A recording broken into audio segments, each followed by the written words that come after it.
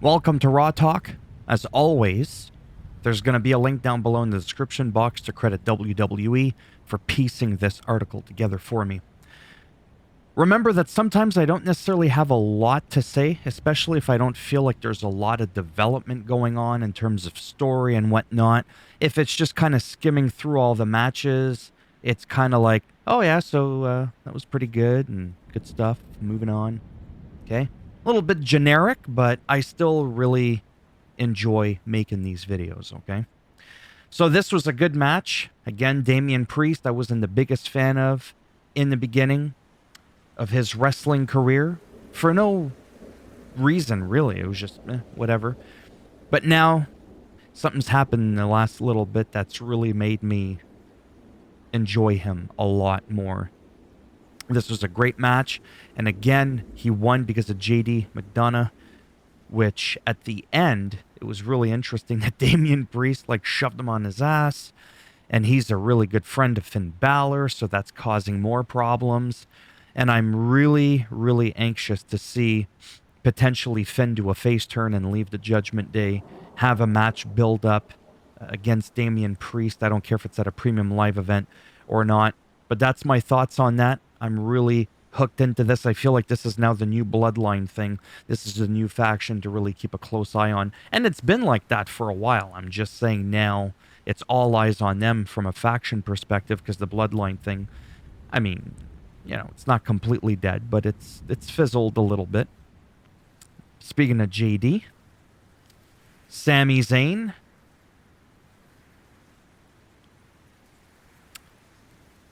Didn't he have a match?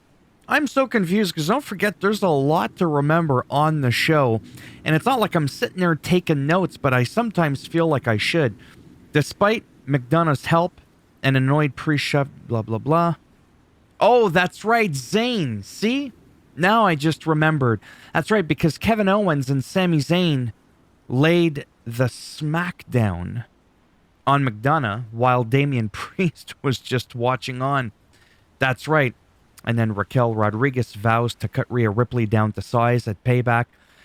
Decent little promo. What I didn't like was when she's like, she's got to stop using her size and all her strength to her advantage or something like that. And I'm like, are you trying to be funny? So that didn't really make much sense. Jerry Lawler's here because he showed up at the beginning of Raw. They were in Memphis, Tennessee.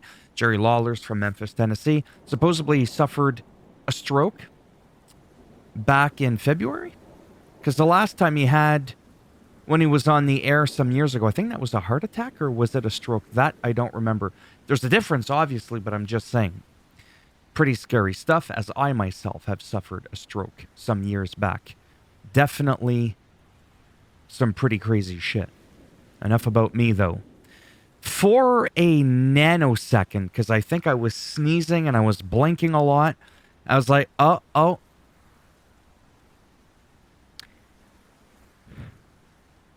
Miz is great on the mic. There's no denying that. This thing could have gone in a much better direction. It was decent in many ways, but it sucked, to be perfectly blunt, in others, because I felt like he kept going on about the yeah, what, hell yeah, oops, a little too much. And then I would have liked to have seen LA Knight show up, either as like The Miz, trying to make fun of him, you know, in this outfit, this little gimmick thing. Try to say, I'm The Miz. I have tiny balls. You know, like how he does the high-pitched thing to mock The Miz. And then The Miz was good at trying to have like a deep voice like LA Knight. It was good. It's just I wish he would have said a few other different things. And I would have really have liked to have seen LA Knight come out. It would have been something, honestly. It would have been a slightly better segment, but nonetheless, it was really good. And I don't know how he did the whole beard thing, but it actually looked pretty good. Then he like oiled up, put some self-tanner on his arms and all that, and had all the gear. It's pretty cool. The Viking Raiders defeated the New Day. Now, the Viking Raiders, there's no doubt, like, when I say I don't like them, it's kind of weird. Anytime I say I don't like somebody, it doesn't mean them personally. It has nothing to do with them personally. Unless it's Ryback. Fuck that punk. Uh, Sometimes some people just don't emotionally get me attached, but they are definitely really good workers. Ivar is just, what a big dude. And I used to look like Ivar for many years. I was huge. I was like 350 pounds. Oh, there's Jerry Lawler, made a non-televised appearance as we see him on TV. It wasn't part of the live show is what I mean. And the guy can move. Ivar can move. And that's what I like about having all these people in WWE since the dawn of time. If you look back at people like Dusty Rhodes, you don't always have to look like a Drew McIntyre. You don't have to be built like an Xavier Woods or a Finn Balor or anything like that. You could be a Kevin Owens. You can be an Ivar and still be a tremendous, I say athlete, like you can still be not visually athletic, but still be athletic in the ring, if that makes any sense. And when they throw the chairs, those are real chairs, and that one's actually a little bit banged up. They get that at Staples or some shit. That's a store in Canada. I don't know if you guys have that in the US. But he threw it at Xavier Woods' head by accident. But I'm telling you, that would really, really hurt for real. So sometimes I wonder if part of those, oh my God, it hurts, if it's real or not. 'Cause sometimes it's hard to tell. Scripted, but not fake. Huge, huge difference. I rate that Chad Gable defeated him.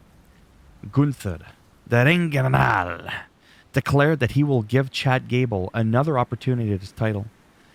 If the Ring General wins, he will secure his legacy as the longest reigning Intercontinental Heavyweight Champion, as he says, of all time. I think he's got like 11 days to beat the record. I want him to beat the record, but I also want Chad Gable to have that title and get like a good couple of 100 days run out of it. The guy is just absolute. I'm not saying Gunther isn't, but Chad in a different light, do you know what I mean, is just as good. He's just as worthy in a different way. But yeah, Gunther's just fantastic. And then Chad Gable defeats Ludwig Kaiser, the Kaiser bun. There was no carbs in that one. And then after that, obviously they took him out. They all got in the ring, did their thing. I was kind of hoping somebody else would come out, but no one did. I mean, who would come out to their aid? I don't know. I'm just saying it would have been nice. I'm always talking about, oh, I wish this person would have come out. And a couple times that KO and Sami Zayn got attacked, and I'm like, oh, come on. Because they had a little thing there with Riddle, but it's like he's all, not obsessed. You know what I mean? He's all with the whole Drew McIntyre. It helps if I remember his name. Shinsuke Nakamura again launched another sneak attack, but never mind the attack. That's actually a really good shot. The promo, again, on the big screen, they did it again like I suggested. I'm not saying they listen to me. They don't even know I exist. A lot of people, I'm sure, felt the same way. As last week, I believe, to the best of my recollection, was the first time that Shinsuke Nakamura cut a promo in his native language, Japanese, with the English subtitles, and it was just marvelous. They did it again with a little bit of the music and all that. Absolute magic. I love it, and it needs to go that way moving forward. I still want to hear him talk English, or speak English, rather. But with all due respect, he's much more fluent in Japanese, just like I'm French. Je suis français, c'est ma première langue, et l'anglais, c'est seulement ma deuxième langue. Okay? Tomato Chomper defeats Big Bronson Reed. That snapshot, that thumbnail, that whatever you want to call it, and it's pathetic. It made me enjoy him more. It made me go, wow, because he's not a big dude at all compared to most of the locker room. And not only did he lift up Bronson Reed, there did not appear to be any struggle or awkwardness. held him up there for a good couple of seconds, really had him secure, as you can see there. I'd play you the clip, but I don't want to get sued by WWE. They're pretty tight ass when it comes to that stuff. Maybe I'll make a video on that some other time. They're very strict. I sometimes even get afraid to show their website, for crying out loud. But yeah, this was super impressive because he's just of a smaller stature, like compared to like a Damian Priest. He was able to comfortably get the hold, very secure, very clean. I was really blown away. To me, that move was pretty much the highlight of the night, except for what happened at the end, but we'll talk about that in a moment. This was cool. Raquel Rodriguez knocked Women's World Champ Rhea Ripley out of the ring. A little bit of a brawl there. And for me, it's believable. Raquel Rodriguez is believable because, you know, when it comes to fighting, you can argue this all you want, but there's a reason boxing, UFC, and the likes, they're segregated by weight categories, right? There's a reason for that. It's not that a Conor McGregor could never hold his own against someone like Brock Lesnar, but history shows, for the most part, and there's always an exception to the rule, and what if you made a mistake, and blah, blah, blah, okay? In everyday shit, size don't matter. If you're in a street fight, you get a little dude, 150 pounds, someone who weighs like 240, 250, little bit of muscle or kind of jacked up, doesn't mean anything. Just because you look like Brock Lesnar, for example. Let's say you use someone like Brock Lesnar and then you lose. You use someone like Sami Zayn, with all due respect. I love Sami Zayn, but he's not quite even built like a Cody Rhodes. So Sami Zayn and Brock Lesnar. Most of the time, it's all fair game. It's whoever can really just fight. The problem is, well, not the problem, the thing is, and I'm kind of ranting on here, is it's been proven.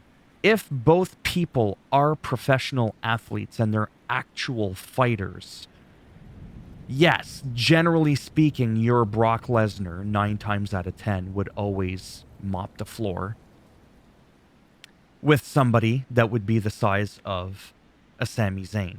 But not always, because there's a lot of things to factor in. What if you're just legitimately a badass and you don't have a glass jaw and you can really take an ass whooping just because you can lay one out and you got big muscles, you could bench press all this weight? What if you have a glass jaw, as the expression goes? What if you can't really take the hits, right? Anyhow, so from a visual perspective, that is a proven fact, and that's why UFC, unlike the days when we had Hoist Gracie at the very first UFCs, it was all like, it didn't matter. There was no weight category. It was just get your ass in there and fight. So again, if you had someone like Zelina Vega, is that her name? Or some of those really petite girls getting in there, they're getting trampled by like a T-Rex. But when you get Raquel Rodriguez in there, what I really like is she's quite capable, and she does that like bull moose, like a bull, like she's believable. So that's what I'm really liking about this story here that's developing.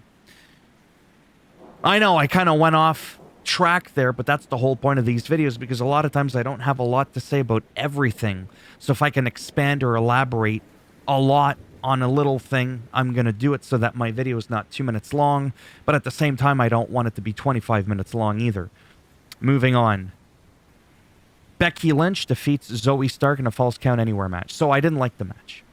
What I mean by that, it's so weird. I got to explain this. I liked the match. Sorry. I didn't like how it ended. I didn't like the whole, and I love Trish. Amazing. At least in my opinion, she's amazing. I know there's a lot of hate going on online about her right now. I don't care about that. I didn't like the 2-on-1. I know there was no rules, false count anywhere. I still don't know. I'd have to look it up. I could do it right now, but I'm not going to waste any more time. I would have loved to have had Lita come out. Don't forget, we have, at least I haven't seen Lita since they lost the titles. Right? This would have been fitting to have Lita come out, blah, blah, blah. Then it could have been like a 2-on-2 or whatever. I don't know if she's really injured, but I do know that, as we can see, Trisha's around for a while. She's not just a part-time casual. Like, she's like a regular. And she's like, what, 52 years old? Like, very, very impressive. But the constant back and forth. But in the end, yes, Becky Lynch did win after, the whole Zoe Stark thing accidentally clobbered Trish. I don't know if that's going to cause some problems later on from a story perspective. It shouldn't, but sometimes it does. Oh, which reminds me, when Drew McIntyre threw the chair at Xavier Woods and he was being looked at by the doctor. See, it's hard to remember everything off the top of my head. And he's like, look, man, come on, it was an accident, because Drew's not known for taking cheap shots. And that's exactly what Kofi Kingston says. Like, look, man, it's all good. Give him a little fist pump. I like that, like, that's more believable, because a lot of times you could tell when something's like an accident and all this, but they play it off like it's a big deal to try to set up a rivalry. And I really liked how they just played it out the way it should, naturally that way.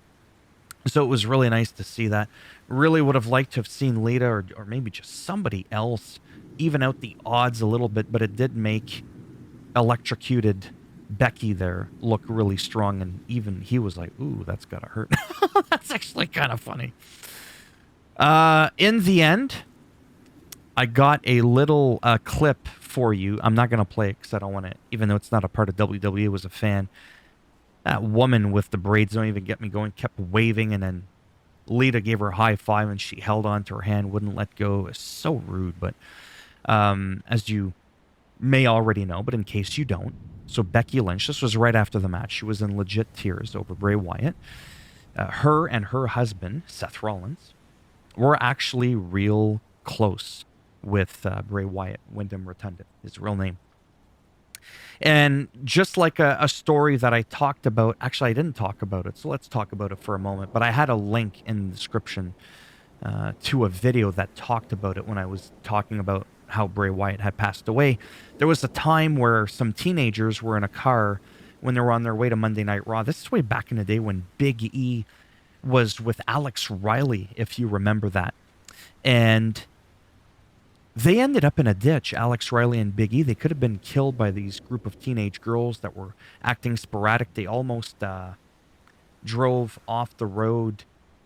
The driver, which was Bray Wyatt, and if you remember JTG, remember? He was with Crime Time. And then there was Chad Gaspar, was that his name? And he tragically drowned when he told a Coast Guard to have his son saved. They had gotten swept away somewhere in the United States when there was like some really bad winds and they were in the water. Just a lot of people dying lately. It's really insane. This was just like a few years ago. So that JTG, the tag team partner of Chad that tragically drowned. I was getting sidetracked. So JTG and Bray Wyatt, are in the car. And they get almost sideswiped by these girls. And actually Bray Wyatt was chasing them. Well, the girls ended up flipping their car upside down. It was smoking, Fury crash. JTG wanted nothing new that he was talking about, like how the whole, hey, I've seen this in movies, how it plays out, man. Smoky, Fury car, they blow up. But Bray Wyatt's like, no, I'm going in there. They almost killed me and sent Alex Riley and Big E in a ditch, but I'm going to save them. And he saved them like a hero. And he's like, come on, man, JTG, I need your help. He was reluctant. JTG helped him. Saved all the girls. The girls never thanked him. And on the car ride home, it's been alleged, I say alleged, I'm sure it happened, that he said nothing. He was just like, it was like nothing happened, business as normal, literally as if nothing ever happened, and he never brought it up, never bragged about it, nothing. It was JTG in a book and on a podcast, I believe, that talked about it. Just shows you the character of Bray Wyatt, how humble he was, and literally, no exaggeration, an actual real-life hero. I got sidetracked, I'm sorry. And then you have Becky Lynch recalling a moment with Bray when she first came up to the main roster and she didn't know how to set up a table, open it up, and all that. Bray spent an entire afternoon not teaching her how to open a table, but showed her properly how to do it and just like whatever else she may have needed. She talks about it just for like a brief minute there. We don't need me flapping my gums about it. But it's just more and more you hear these stories, and it's just like, and I think that's why for Bray Wyatt, his passing is so like devastating to a lot of people. Anytime somebody dies, of course it's sad. And I said this before, and it might sound rude and it might sound cold, but it is what it is. Terry Funk died at like 79 or 80. I'm not saying it's not sad, but with all due respect, it's not tragic. I mean, unless he died of like some horrible disease that I'm unaware of. I'm just saying. But if you're like 80, like Bob Barker, by the way, died just a couple of days ago. He was 99. That wasn't tragic. It was sad. It wasn't You lived almost a century. He was born in 1923.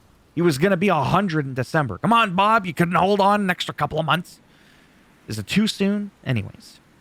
So a lot of people just going, but Bray Wyatt was 36. He was about to marry JoJo Offerman. I forget her last name. That's not the point. She used to be a ring announcer on Raw. Okay? And they actually have 2 kids together. And then, like I've said before, Bray Wyatt has 2 kids from a prior marriage with Samantha Rotunda. So he had 4 kids in total, 36 years old. Just, he was supposed to come back. Right? That's what makes it sad and tragic. And then you find out that he's just this incredible person, right? An actual real-life hero. It makes it that much harder. Whereas if the guy was a piece of shit, whoever, they're terrible, wife beat, just whatever. It's like good riddance, right? But with Bray Wyatt, that's what made it especially hard for a lot of people. Practically everybody. I've seen some people talk some shit. We're not going to get into that. Just some people like, oh, he sucked. No charisma. It's like, okay. Nice trolling there, pal. How long is this video? But I'm at the end. I'm done. There's literally nothing else to talk about. Monday Night Raw is a 3-hour show. Oh, still 22 minutes. So even with all that rambling, 22 minutes, that's like a South Park episode. Because sometimes some of my Raws used to take about almost a half hour.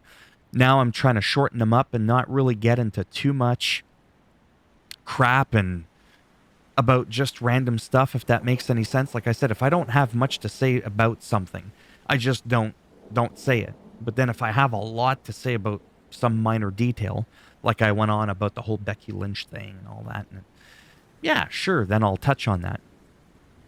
But even like something like this, just from, oh yeah, it was a good match, that like one move can like change a lot. So I like to go on about it. Anyways, if you like the video, you're crazy enough and you like the video, go ahead. Give it a thumbs up. I'll have a link down below for this as well, if you want to watch it. Go ahead, do so. It does greatly help support the channel with the algorithm and making me a little bit more relevant in the search results when people are looking shit up on the internet. You didn't like the video. That's okay. It's coming. Go ahead, give it a thumbs down. Yeah, that's your thumb, not this. That's your index. Anyways, bend it in half, twist it, break it off in your ass, and then you get the Kinshasa. The Kinky Shasha. I always forget how to pronunciate the fucking word. The shin off in your ass is what you're going to get with the thumb. I'm not making any sense anymore, so I'm just going to stop trying. If you want to subscribe to the channel, obviously, that'd be great now, wouldn't it? Because most people will say, come on, make sure you like and subscribe and you smash that like button. Even big YouTubers, they're so goddamn generic with that shit. Why the hell would I want you to smash the like button? You need your computer to come back for the next video to give it a like. But if you smash it, right, you need your mouse. You don't want to smash this. I need it. I need you to need it. We're just going to end it. Subscribe if you want, and if you don't, whatever. Who cares? Doesn't matter. Life still goes on. Thanks for stopping by anyways. Take care. And maybe I'll see some of you in the next one. ADHD is a real bitch. Bye for now.